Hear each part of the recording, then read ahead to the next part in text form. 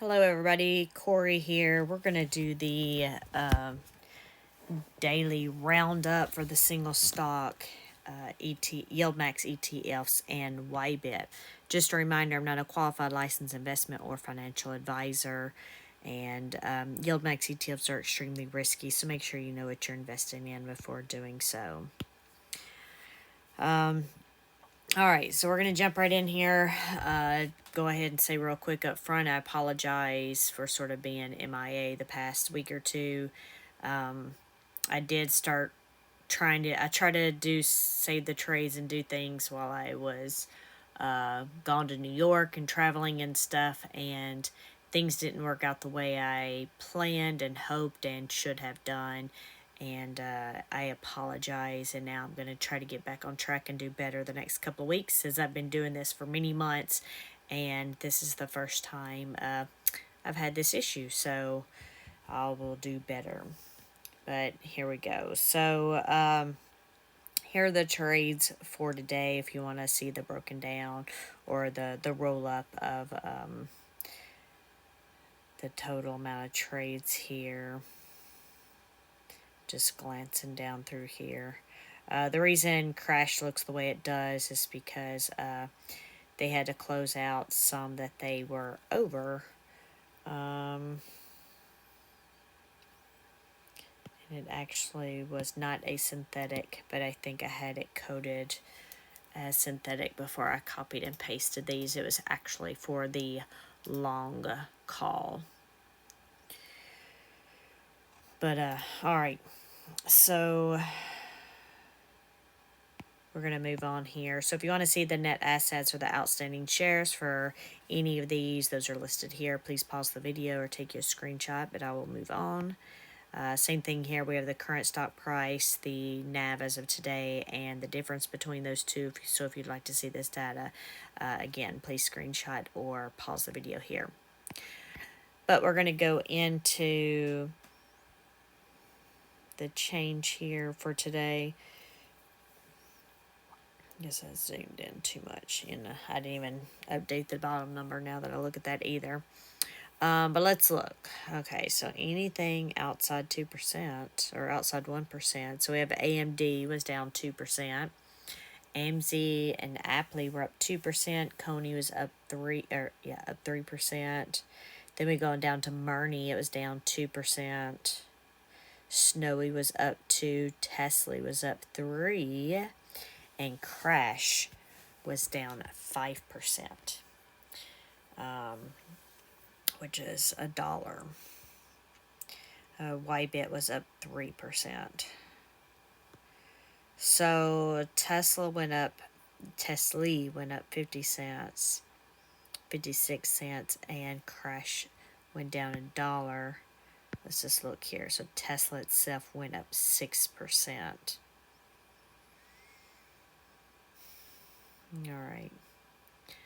All right, so let's look at, sorry, I was just trying to compare those two.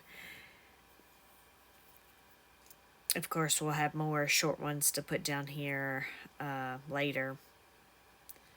Guess I need to decide if I'm going to keep those shorts together or how I'm going to do that. But anyway, let's look at the underlying here. So we have AMD was down 3%.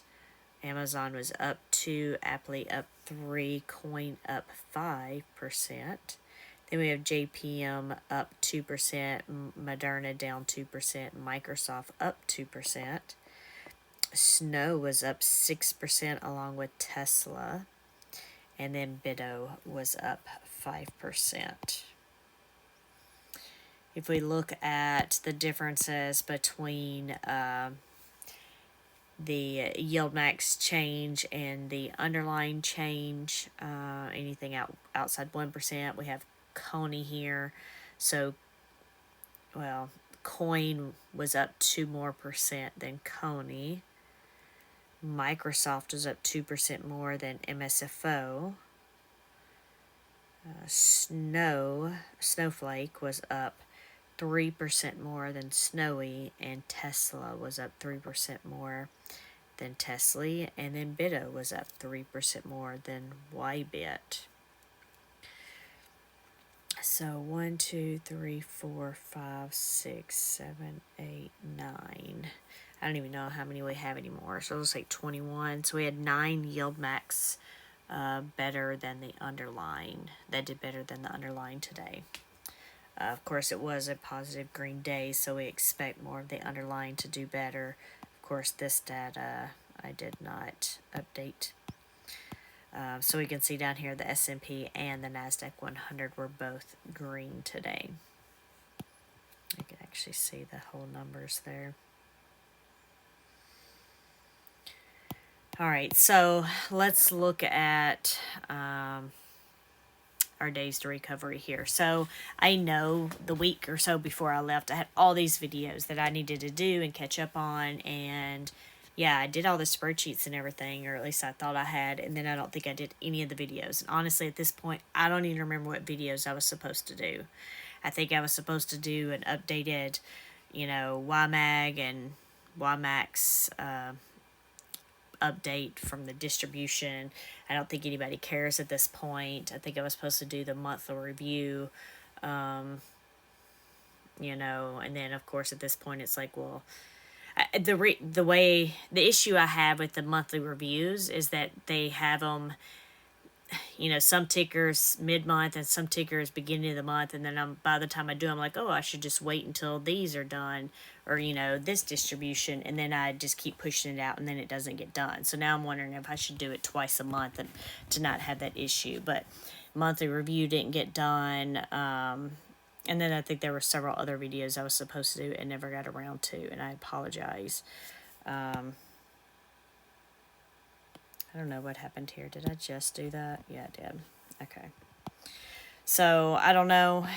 I'm going to have to figure it out. Y'all going to let me know if there's something you've been looking for or whatever, and I'll make sure I get that out. But if I need to get it out in the next few days, though, so maybe like 4th of July, I can do a bunch of videos if there's something that you're wanting me to do an update on. I know I haven't done total return. I haven't done days to recovery. There's lots of things that I haven't done, but just let me know what y'all want to see, and I'll make sure to get them out, because July 4th, I don't guess I have anything to do. I'm off of work. The market's, closed. I guess the only thing I'll be doing is packing. Or cleaning up. But anyway, so days to recover here. So I did have to go back and look at some of these. So we have missed some of them. I don't remember which one, the last ones we've talked about here. But we can see that YMAG actually recovered today, which was the 11th day. So it's the first and only one to recover out of the bottom 3, which are the ones that report mid-month. And then, the distributions mid-month. And then as far as the top ones go, we had GUI. I think I remember us doing the ones through NVD, but then we had GUI. It recovered after 13 days, Phoebe 14 days, and then at JPMO 17 days, which I believe was today maybe. I'd have to look back at the calendar for sure. But anyway, that's where we stand on these. We have, obviously, some of them aren't currently recovered still, but they were recovered on those days. We have some that are close. So we have Amazon. It's recovered 75% there. Yeah, I guess that's the only one that's close right now.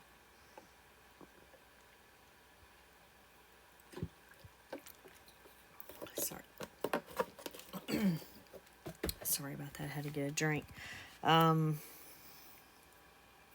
So yeah, that's where we stand as of right now. Of course, we know that distribution announcement, I believe, is Wednesday.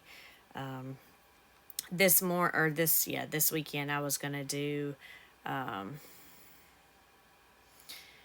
where we were as far as the numbers were, and then this morning I actually, before I went to work, I did the spreadsheet, and then I didn't do the video, so I just deleted those spreadsheets, and now I have the updated ones. So once I get done with the daily stuff, then I'll go over where we stand as far as calculations and the data that I have captured on the spreadsheet.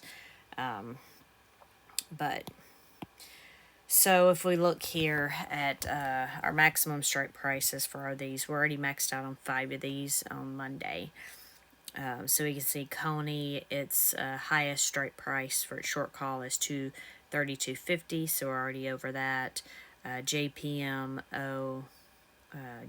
strike price was 205, we're already above that.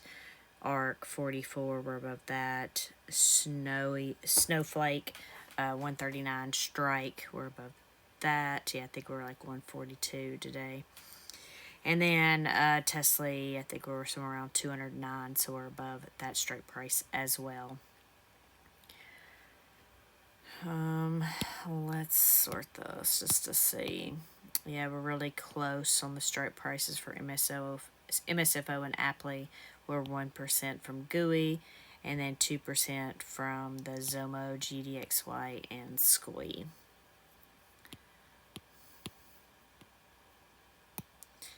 And then as far as, the value and how that affects the stock price, you can see the short call / put value in AO. So you can see Coney, it's, over its strike prices. So it's bringing the stock price down 63 cents or 3% at this point, and so on for all these. So feel free to pause and review this data here. And then I'm looking. This isn't right. I don't know why. Well, no, that's right. Sorry. I don't know why I was thinking the short value versus the stock differences there. All right, so if we go into the synthetic strike prices here, this one is still an issue with the way that this one is coming across, I believe. Let me look at this again real quick, since it's been a minute. So that is Misty. Yeah, for some reason the short call is the first line on here versus, yeah, so for some reason we have the first two things there, short calls.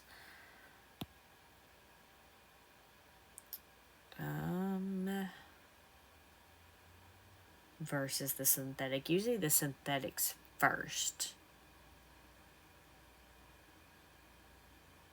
And I guess this is going to be a constant issue with MicroStrategy, because I think this was an issue before as well.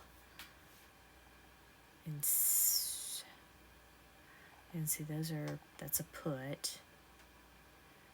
I don't understand, but for some reason on their short calls here, on two of them, they have in their data, they have a 2 MSTR versus just it saying MSTR, and that's what's bringing it to the top. Hold on, yeah.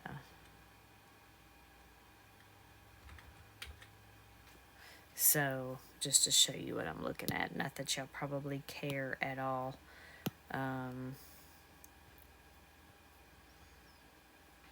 Just the way I have these set up, it's never really been an issue before. But see here on their raw data, they have 2 MSTRs here on these. And you see how this short call doesn't have the 2 in front of it. But because these have the 2s, how they do this and it's sorting them to the top. Well, usually only the synthetic put there has that 2, like you can see here. And so then those tend to sort, the synthetic tends to sort at the top, and then the short calls usually sort after the money market there. So anyway, so that's what's causing that issue. So I guess I just need to, since this is an MSTR thing, I need to start looking, because that makes this data actually wrong. So the MSTR, let me close these back. It's actually 15.50 is the strike price for the synthetic. So, and we're currently at 13.65, so almost a couple of $100 away from that.